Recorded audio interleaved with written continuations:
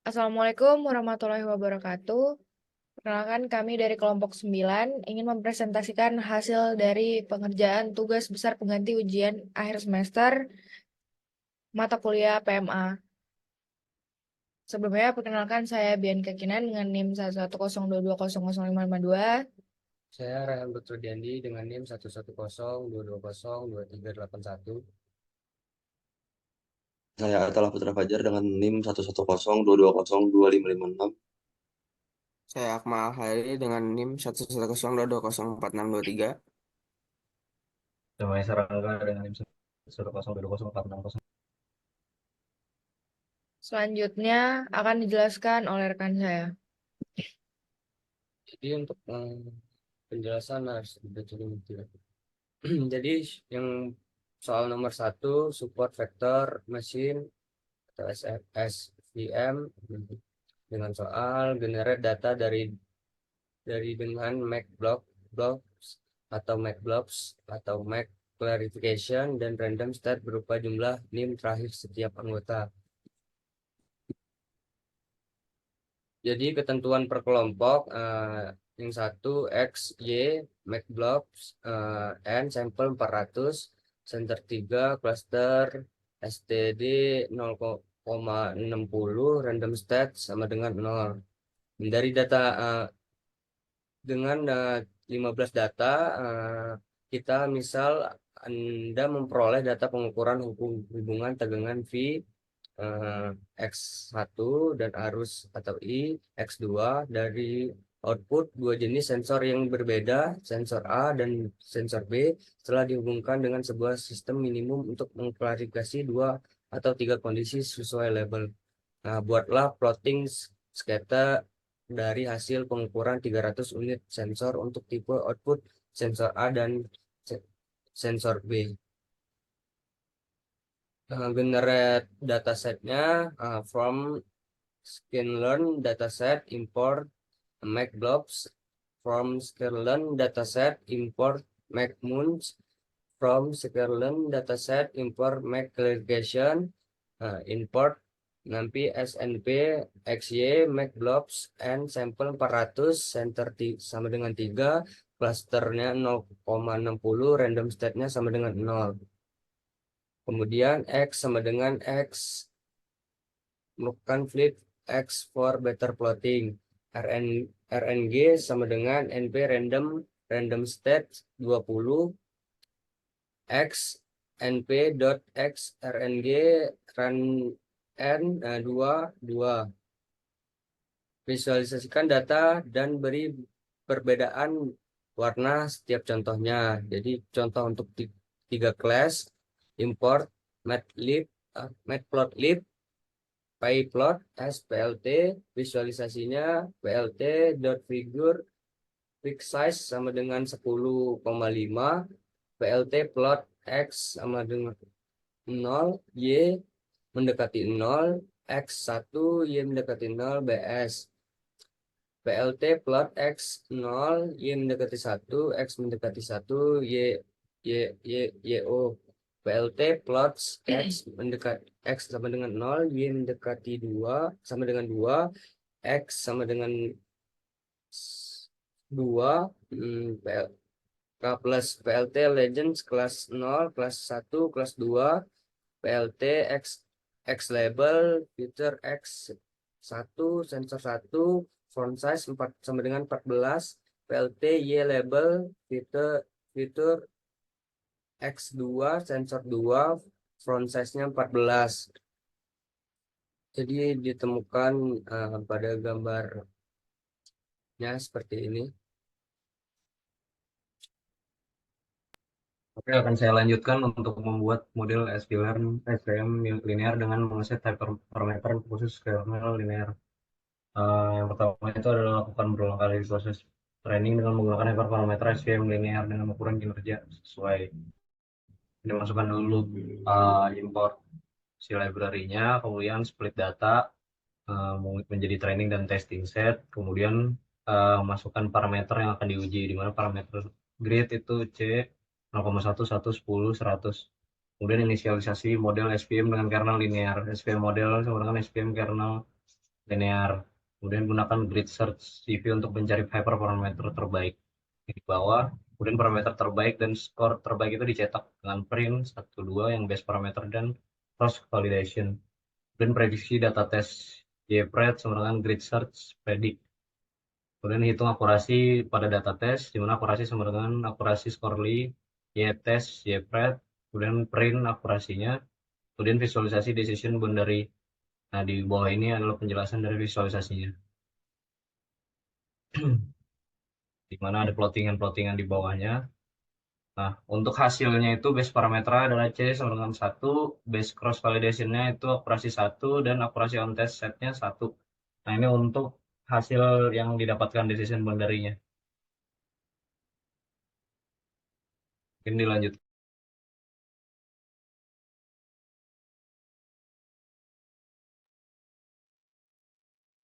Baik, di sini saya akan menjelaskan tentang model SVM linear dengan mengset hyperparameter khusus kernel non-linear. Yang pertama, tentu saja dilakukan open library, lalu split dataset training dengan size 85% dan juga perbandingan data testing sebesar 15%. Lalu, pertama-tama kami pun menginstal library scalar, model selection, dan juga memasukkan import data train dan juga dataset. Lalu setelah itu kami melakukan split data menjadi data training dan juga data testing dengan perintah x train, x test, y train, y test sama dengan train underscore test split x, y dengan testing size sebesar 0,15 dan random state-nya 20. Dan kami pun menentukan parameter yang akan diuji, yaitu param-grid dengan nilai 0,1, 1, 10, 100, dan juga derajatnya ada 2, 3, dan juga 4. Lalu setelah itu kami pun melakukan inisialisasi model SVM dengan perintah SVM poly model sama dengan SVC kernel. Dan setelah melakukan inisialisasi, kami pun mencetak parameter terbaik, lalu melakukan prediksi pada dataset, dan juga melakukan hitung akurasi pada dataset. Dan selanjutnya kami pun melakukan visualisasi decision dengan output maupun hasil seperti yang ditunjukkan di pada layar. Dengan base parameter 1 dan degree-nya 2, base cross validation akurasinya 1, akurasi on test-nya 1. Lalu selanjutnya akan dijelaskan oleh teman saya. Selanjutnya untuk SVM non-linear similarity feature, pertama seperti biasa import library, lalu split data menjadi training dan testing test, lalu tentukan parameter yang akan diuji dengan grid 0,1, 1, 10, dan 100, dan gamanya 0,01, 0,1, 1, dan 10. Lalu setelah itu inisialisasi model SVM dengan kernel RPF, lalu gunakan grid search untuk mencari parameter yang terbaik.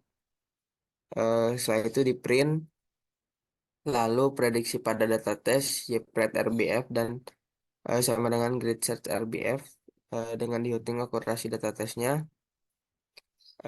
Lalu divisualisasi decision binary pada data training dan didapatkan hasil seperti ini. Untuk cross validation-nya terbaik 1,0, akurasi on test-nya 1, 1.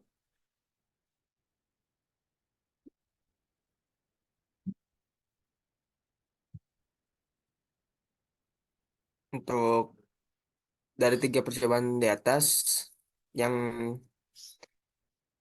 akan didapatkan solusi terbaik jika menggunakan model SVM linear dan non-linear.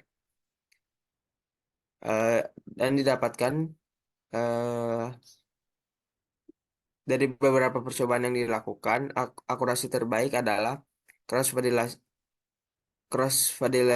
validation yang baik dan akurat. Yang kedua, untuk unsupervised learning ke bawah lagi Cok. Seperti biasa include library Pandas. Lalu ini tuh udah bisa sebenarnya. Iya benar.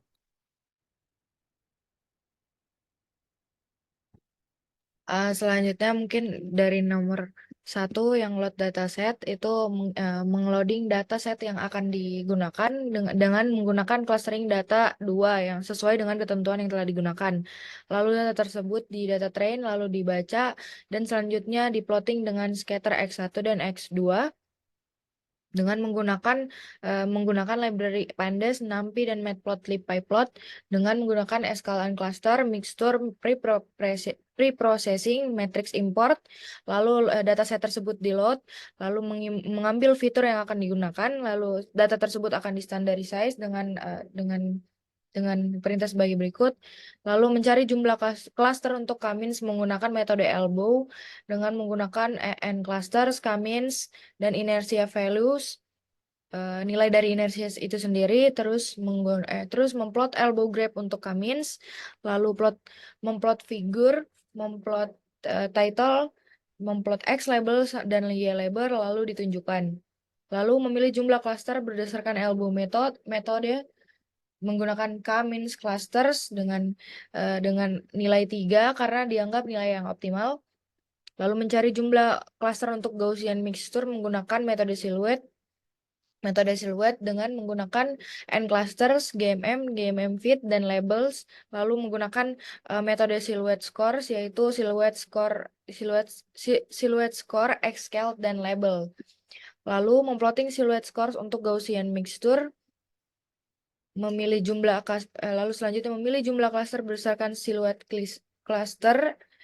scores dengan nilai yang tadi 3, lalu melakukan clustering dengan model yang optimal dengan Kamins model dengan modelnya itu model clusters dengan Kamins labels dengan Kamins modelnya itu fit, predict, X, calt. Gaussian menggunakan Gaussian mixture dan Gaussian label menggunakan fit, predict, X, scale. Lalu hasil dari clustering tersebut akan dievaluasi dan akan ditampilkan sesuai perintah yang telah tertulis di sini. Nah, nanti akan menunjukkan elbow method for optimal K-Kamins dengan number of clusternya itu ada 2, 4, 6, 8, dan 10. Lalu ini adalah silhouette scores for optimal K Gaussian mixture dengan number cluster 2, 3, 4, 5, 6, 7, 8, 9, 10. Nah, di sini ditunjukkan silhouette score-nya adalah 0,42 untuk yang Kamins clustering dengan silhouette score yang untuk Gaussian mixture clustering dengan nilai 0,42. Bisa dilihat dari gambar yang muncul, ini yang pertama Kamins clustering, yang di kanan Gaussian mixture clustering. Lalu yang kedua adalah mencari jumlah cluster dengan menggunakan metode Kamins dan Gaussian mixture, cari nilai epsilon dan minimal neighborhood atau minimal samples. Akan dilanjutkan oleh teman saya.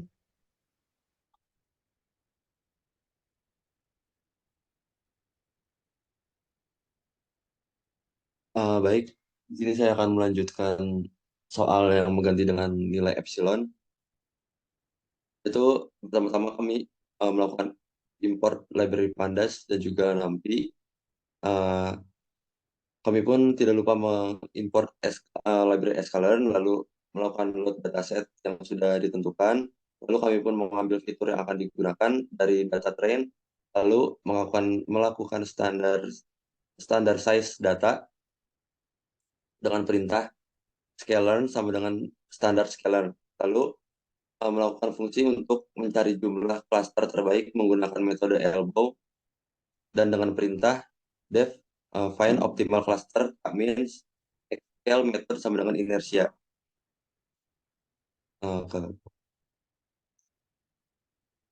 Lalu setelah melakukan fungsi untuk mencari jumlah cluster, kami pun melakukan pilihan metode yang akan digunakan, inersia atau metode silhouette. Yang kami gunakan adalah setelah itu kami mencari jumlah klaster terbaik, yaitu dengan cara cluster, range, score, sama dengan find optimal cluster, kami X, scale, method sama dengan method to use. Lalu kami pun melakukan plot hasil untuk memilih jumlah klaster terbaik dengan perintah plt dot figure sama dengan fixed size sama dengan 10,5. Lalu setelah melakukan plot untuk melakukan memilih jumlah klaster terbaik, kami pun melakukan pilihan jumlah klaster terbaik berdasarkan nilai maksimum dan juga minimum. Lalu setelah itu kami pun melakukan data training K-means dengan jumlah klaster terbaik. Setelah melakukan training K-means, kami pun melakukan plot hasil clustering K-means dengan perintah plot figure size 8,5, plot scatter X, 0, X1, C sama dengan base, K-min, labels, dan juga C-maps, Virindis, edge color sama dengan K. Lalu setelah itu, kami pun memilih nilai epsilon yang optimal. Epsilon value sama dengan 0,27. Lalu setelah memilih nilai epsilon optimal, kami pun memilih nilai minimal neighborhood dengan cara min sample value sama dengan 5,10,15.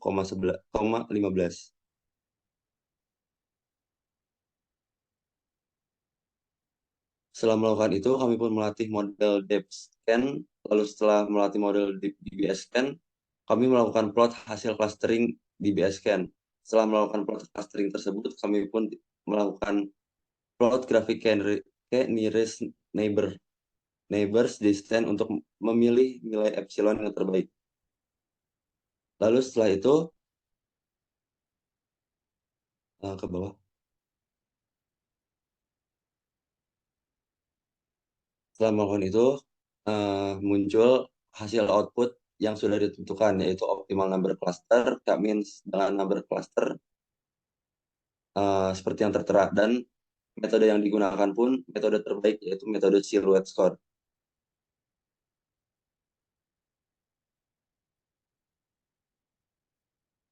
Untuk ini hasil K-means clustering dan juga di bawahnya ada DBS scan clustering dengan minimal sampel sama dengan 5,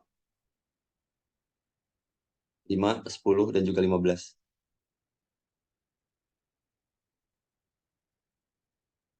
Boleh selanjutnya dilanjutkan oleh teman saya.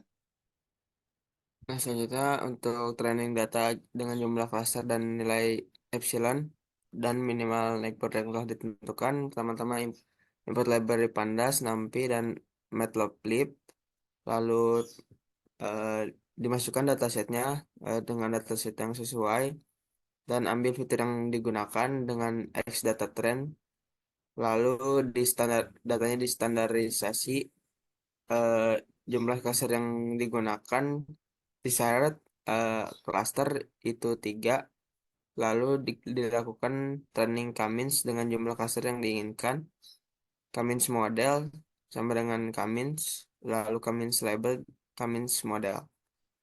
Lalu diplot hasil clusteringnya dan didapatkan hasil seperti gambar berikut. Bawah coba.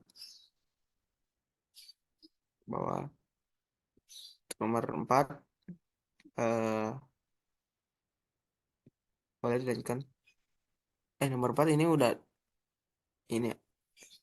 Untuk analisisnya, berdasarkan hasil dari cluster ini dengan metode unsupervised yang terpilih, kami mendapatkan hasil yang cocok dengan metode silhouette saat jumlah cluster dari clustering yaitu 3. Pada DBScan, kami memilih nilai epsilon 0,27 dan minimal neighborhood 5, 10, dan 15.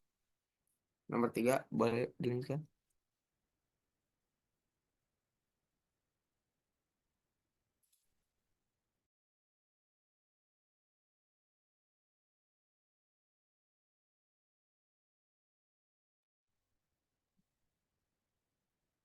Nah, untuk nomor 3 dimension reduction dan ANN untuk datasetnya. Untuk nomor 3 ada link soalnya dataset untuk dataset, kemudian ada labelnya 1 sampai 26. Jadi soalnya setiap kelompok hanya mengklasifikasi dengan kelas label yang sesuai dengan angka terakhir di NIM masing-masing untuk yang akan diklasifikasi. Ketentuan pertanyaannya ada 16. Kemudian langsung saja masuk ke dataset sesuai ketentuan di atas blok sesuai semua data kode yang bukan ketentuan dataset. Yang pertama menggunakan library Pandas, NumPy, Matplotlib. Kemudian data trend sama dengan PD read Excel. Labelsnya 2, 3, 6, 8, 1, 17, 21. Data trendnya sama dengan data trend sama label X data trend drop columns label Y sama dengan data trend label. Kemudian akan dilanjutkan oleh teman saya. Oke, selanjutnya dari load dataset ini akan dihasilkan nilai 4,09 dan 784.